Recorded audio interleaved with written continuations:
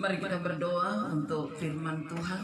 Allah kami yang hidup, Allah yang kami sembah di dalam nama Tuhan Yesus Kristus. Kami bersyukur pada saat ini dapat merayakan Natal dalam keluarga besar BTE. Tuhan, saat ini kami mau belajar dari firman-Mu. Tolong kami, ajari kami, berikan kami hikmat marifat agar firman Tuhan tersingkap bagi kami dan jadikan kami pelaku-pelaku firman Tuhan. Urapi hamba-Mu, pakai hamba-Mu untuk menyatakan kebenaran-Mu. Dalam nama Tuhan Yesus Kristus kami berdoa. Amin. Silakan duduk. Shalom bagi kita semuanya. Selamat Natal bagi kita dan selamat tahun baru. Ya, saya bersyukur saat ini dipercayakan untuk menyampaikan firman Tuhan di tengah-tengah keluarga BTE dan banyak juga yang pendeta, ya. Saya pendeta rohani Sregar dari Gereja Kristus Rahmani Indonesia yang ada di Taman Cibodas, Tangerang. Dan saya dihubungi oleh hambanya pendeta Johannes karena beliau satu gereja dengan saya. Baik, firman Tuhan pada hari ini kita akan buka dari Matius pasal yang kedua. Matius pasal yang kedua ayat 10 samanya 12. Ketika mereka melihat bintang itu, sangat bersukacitalah mereka. Maka masuklah mereka ke dalam rumah itu dan melihat anak itu bersama Maria ibunya, lalu sujud menyembah dia. Mereka pun membuka tempat harta bendanya dan mempersembahkan persembahan kepadanya, yaitu emas, kemenyan, dan mur.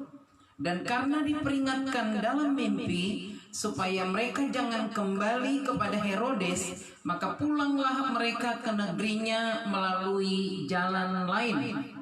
Demikian firman Tuhan yang menjadi tema kita dari ayat 12 ini. Maka pulanglah mereka ke negerinya melalui jalan lain. Bapak Ibu Saudaraku yang dikasihi Tuhan Yesus Kristus, ini adalah tema PGI dan Katolik seluruh Indonesia, saudara. Dan firman Tuhan itu diperdengarkan kepada banyak orang. Dan mungkin sudah berulang-ulang kita dengarkan, ya, di gereja kita, di perkumpulan, dan pada hari ini di tempat ini. Di GKRI juga ini temanya diambil, saudara, karena dari PGI. Nah, saudaraku yang dikasihi Tuhan Yesus Kristus, kita tahu orang Majus ini begitu terkenal bagi kita, saudara, setiap merayakan Natal, ya, yang sering disebut-sebutkan orang Majus dan juga para gembala. Dan mereka ini, saudaraku, datang ke Galilea, ke tanah Yehuda untuk bertemu dengan sang raja. Mereka menempuh perjalanan yang sangat jauh, saudara. Mereka dari negeri Persia, sangat jauh, tapi mereka tetap melakukan itu dengan senang hati. Dan orang Majus ini, saudara, dituntun oleh bintang, dikatakan. Nah, saudara yang dikasihi Tuhan, apa yang perlu kita pelajari dari orang Majus ini, saudara? Yang pertama, mereka rela berkorban, menempuh perjalanan yang jauh untuk bertemu dengan sang raja, yaitu Mesias, Yesus Kristus. Perjalanan jauh mereka tempuh, dan itu ditempuh tentunya bukan seperti sekarang, saudara, yang sudah modern, yang ada kendaraan, ada mobil, ada kereta api, dan pada waktu itu belum, saudara. Saya yakin mereka pakai onta karena waktu itu adalah kendaraan orang, saudara. Sambil mereka terus mengikuti bintang, yang diberikan Tuhan sebagai petunjuk bagi mereka. Pelajaran bagi kita, orang Majus ini rela berkorban untuk datang menyembah Sang Juru Selamat. Pengorbanan mereka ini, saudaraku, sangat penting untuk kita contoh dalam kehidupan kita. Ada orang Kristen, saudaraku, pada saat ada hambatan sedikit tidak datang beribadah menyembah Tuhan. Ada kesulitan, terhambat untuk datang menyembah Tuhan. Jarak tempuh yang jauh, terhambat untuk datang menyembah Tuhan. Sering kita dengar kisah-kisah seperti itu. Tetapi kita mau meneladani orang Majus ini, meskipun perjalanan jauh mereka tempuh untuk datang bertemu dengan Sang Juru Selamat, Raja dunia, yaitu Yesus Kristus. Mereka rela berkorban. Tentunya dalam perjalanan pasti juga mereka banyak hambatan, saudara. Dalam perjalanan pasti juga banyak kesulitan, saudara. Dan mereka tidak tahu daerah itu di mana, sehingga mereka mampir ke kerajaan Herodes untuk bertanya, di manakah raja yang baru dilahirkan itu. Jadi mereka tidak tahu lokasinya, tidak tahu persisnya di mana, sehingga datang kepada raja bertanya, saudara, di manakah raja yang baru dilahirkan itu. Pengorbanan yang besar perlu kita teladani untuk datang menyembah Tuhan kita Yesus Kristus, memuji Dia, memuliakan Dia, dan mengagungkan Dia. Tetapi bukan hanya umat-umat Tuhan, para hamba Tuhan juga banyak pengorbanan yang dilakukan dalam pelayanannya, saudara.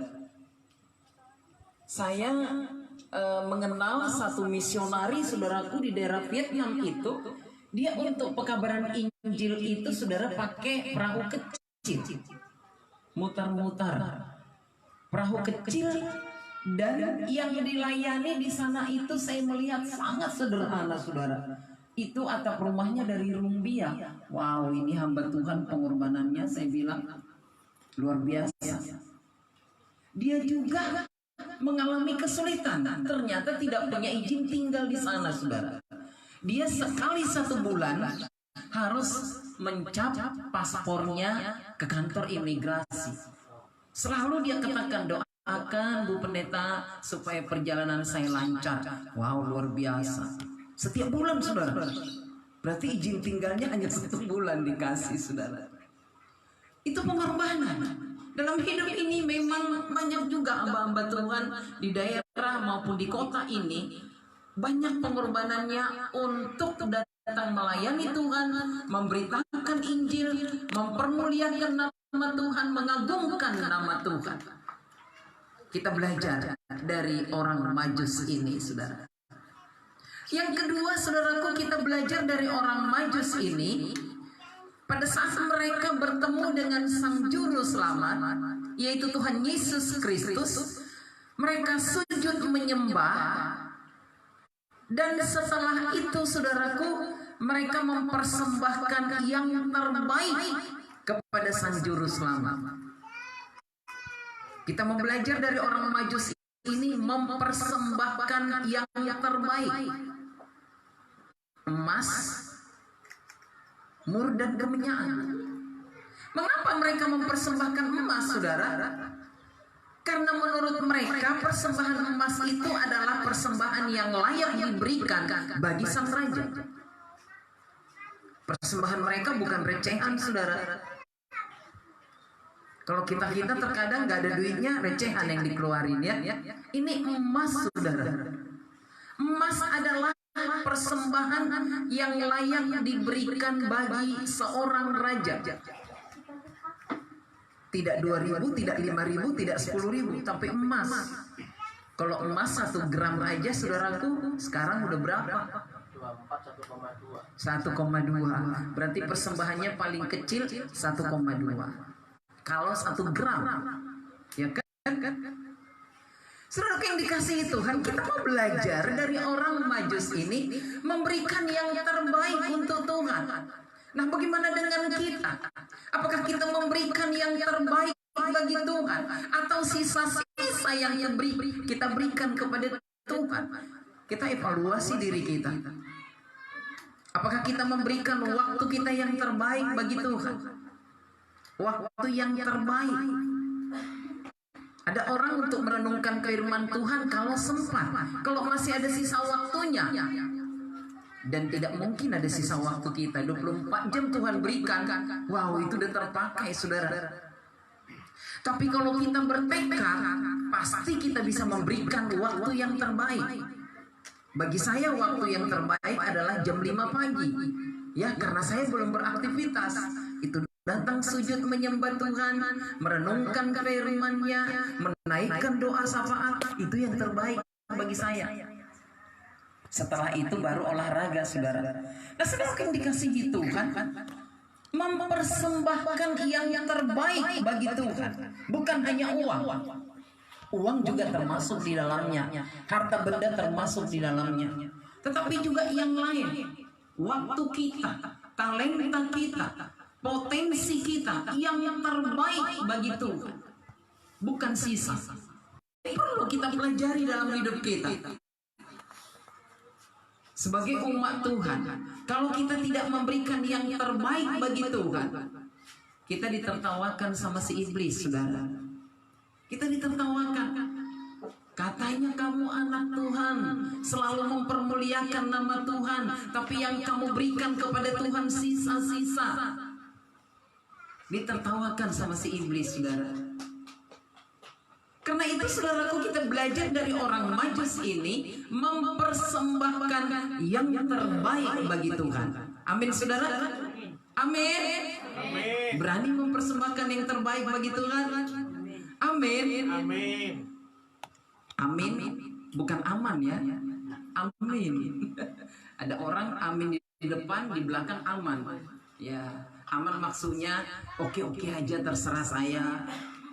Yang penting saya senang, itu aman. Tapi yang terbaik bagi Tuhan. Pelajaran yang kita peroleh dari orang Majus ini.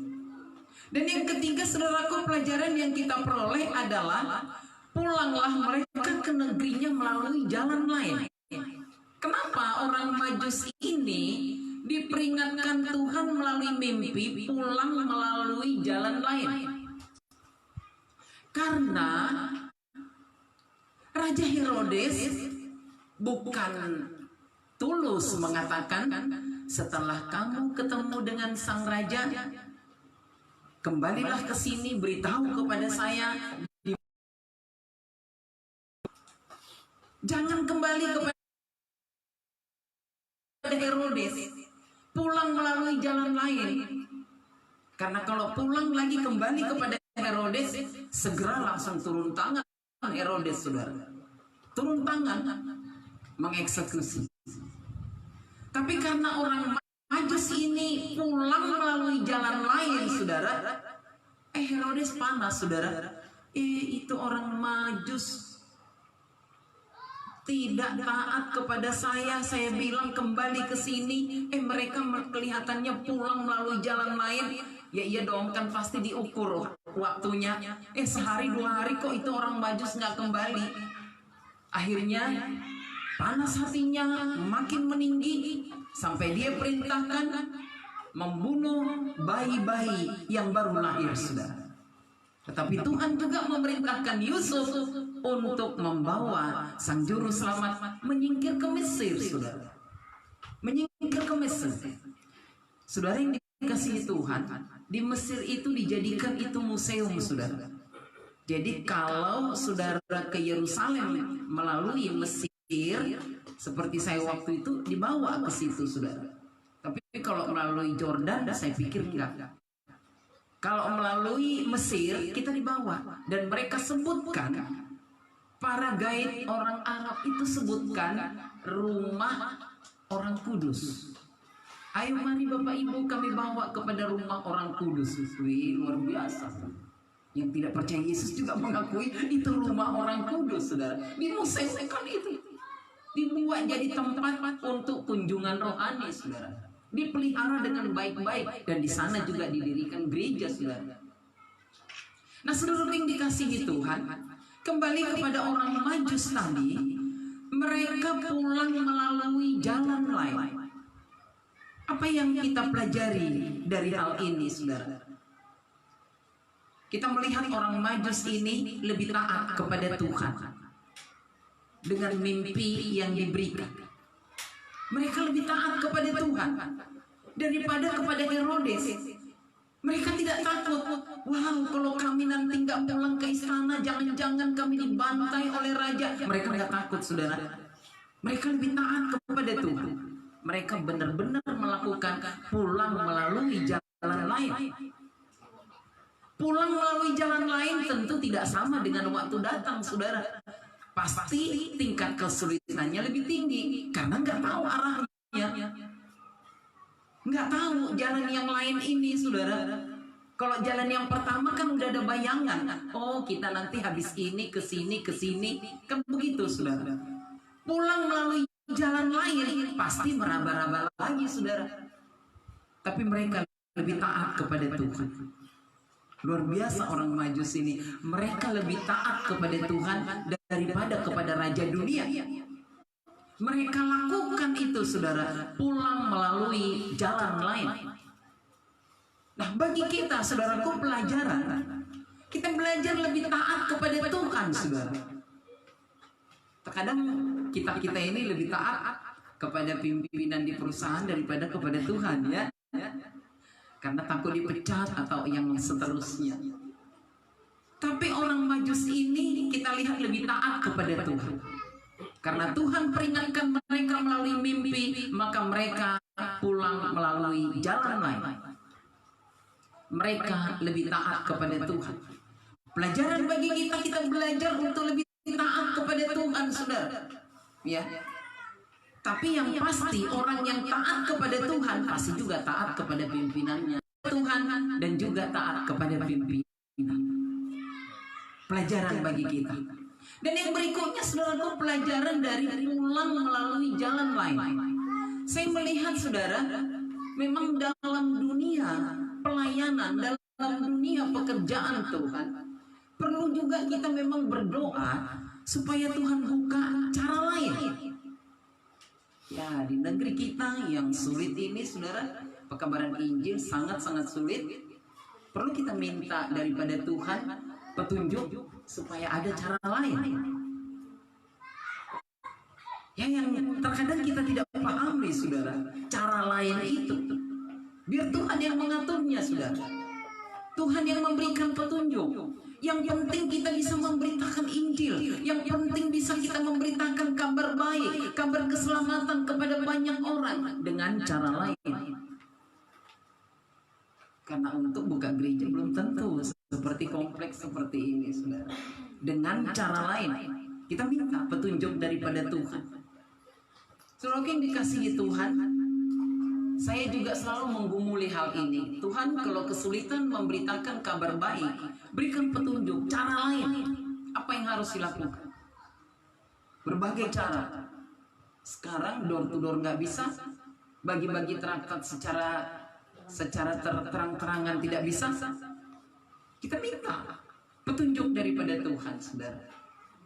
Saya saat ini ada sedikit jalan lain, ya, saudara. Tuhan percayakan saat ini saya ada pelayanan melalui rumah duka Oasis. Dan mereka, saudaraku, banyak yang orang Buddha di sana, saudara. Puji Tuhan, Tuhan percayakan saya pelayanan bisa memberitakan firman di tengah-tengah orang Buddha. Wih, luar biasa. Terkadang mereka, saudara, cuman anaknya satu yang Kristen, dia mau upacara secara gereja. Memang resikonya nanti saya nyanyi sendiri, saudara. Ya kan? Ya jemaatnya nggak tahu, saudaranya. Dia nggak tahu lagu kita. Dan saya harus nyanyi sendiri sama anaknya yang satu itu, apalagi kalau dia nggak tahu lagu, saudara. Udah. Karena di sana pendeta mulai dari mimpin pujian sampai kremasi, kan begitu, saudara. Sampai kremasi selesai semuanya, kita harus berdiri begini, nyanyi sendiri lagi, saudara. Nggak ada yang mendukung. Itu jarang kejadian. Tapi saya bersyukur saudara, bisa memberitakan kabar baik di tengah-tengah orang yang tidak percaya Tuhan. Dan saya katakan biasanya kepada anak almarhum, makasih kamu undang saya. Pasti ayat penginjilan yang selalu saya sampaikan. Karena kesempatan saudara. Ya kan? Nanti saya tinggalkan buku hati manusia. Saya follow up melalui WA. Saya kirim ayat-ayat firman Tuhan. Baru-baru ini saya diminta untuk penghiburan bagi keluarganya. Saya tahu istrinya rupanya belum taat kepada Tuhan. Baru suaminya Kristus. Saya tuntun pakai hati manusia, saya bimbing, saya doakan, saya hubungi. Puji Tuhan, dalam hati saya ini ada cara lain. Haleluya, cara lain saudara. Yang tidak pernah saya bayangkan itu. Selalu yang saya bayangkan, ya penginjilan nanti kalau ada keluarga jemaat yang belum percaya Tuhan gitu ya. Kalau ada kesempatan, puji Tuhan. Ini saudara, mayoritas yang tidak percaya Yesus. Rata-rata itu keluarganya 2-3 orang yang Kristen saudara. Kesempatan Yohanes 14 ayat 1-6 itu udah pasti itu akan saya sampaikan. Di rumah Bapa banyak tempat, kan cocok saudara untuk yang meninggal. Udah itu ditutup ayat 6, kata Yesus, akulah jalan, kebenaran dan hidup. Wow, luar biasa, pekabaran Injil bisa dilakukan. Itu cara lain. Dan kita ini memang harus berdoa untuk seperti itu saudara. Harus berdoa, Tuhan berikan petunjuk cara lain itu seperti apa yang harus saya lakukan supaya dapat memberitakan kabar baik, supaya orang mendengarkan firman Tuhan, supaya orang yang belum mengenal Tuhan mereka boleh mengenal Tuhan.